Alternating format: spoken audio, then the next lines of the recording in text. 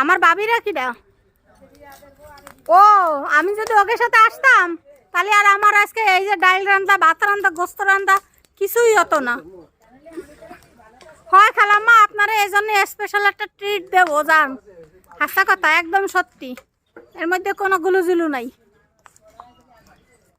এই হচ্ছে ডাউল।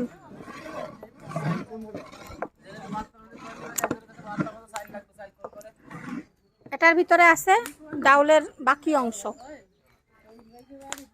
এটার ভিতরে হবে ভাত। 4 হাঁড়ি মাংস রান্না করা হয়ে গিয়েছে।